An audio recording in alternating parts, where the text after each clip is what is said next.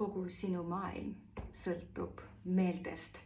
Ehk see, kuidas ja mida sina näed, kuuled, tunned, haistad ja maitsed, määratleb ära selle, kuidas sina mõtestad iseennast ja sind ümbritsevat. Mina olen Annika ja ma olen vaimse selguse looja. Ja selles konkreetses videos ma räägin sellest, miks sa võiksid oma tajumisviise lähemalt tunda. Paraku sinu arusaam ja tõlgendus maailmast on mõnes mõttes piiratud, sellepärast et inimese tajude võimekusel on kindlad piirid. Me näeme teatud spektritesse valgust. Me ei saa maailma näha sellise pilguga, nagu teevad seda näiteks mesilased või maod.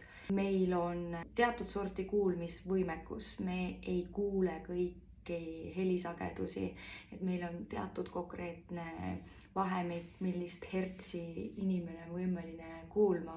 Ehk siis sedasi nagu nahkhiired kuulevad, inimene kahjuks ei ole võimeline kuulma.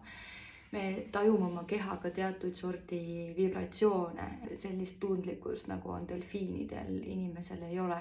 Ehk siis meie maailm, inimese maailm erineb väga palju sellest maailmast, missugune on see loomadel. Ja kui see kõik nüüd kokku panna, see maailm meie ümber on tegelikult täis suuresti imesid, aga oma meelte tõttu me neid hästi ei taju. Ja me hakkame neid imesid rohkem märkama, kui me võimendame oma meelte terasust. Väga tähtis on see, millele me oma tähelepanu pöörame ja kuidas me seda teeme. Oma tähelepanu on väga tugevalt seotud meie meeltega. Sa lood oma maailma läbi enda meelte. Kui sa tunned enda meeli lähemalt, just see, et millised on sinu meelte omadused ja kuidas need täpsemalt toimivad, siis sul on võimalik neid meeli ka suunata ja juhtida ning sellega omakorda sa tood rohkem imesid enda ellu, sest et su võimekus on pisut suurem kui varem. Kui soovid õppida oma meeli tundma ja juhtima, siis mina saan sind selles aidata. Kuid ära nüüd arva, et ma muudan sinu tajumisviise selliseks, nagu on nahkhiirel või delfiinil.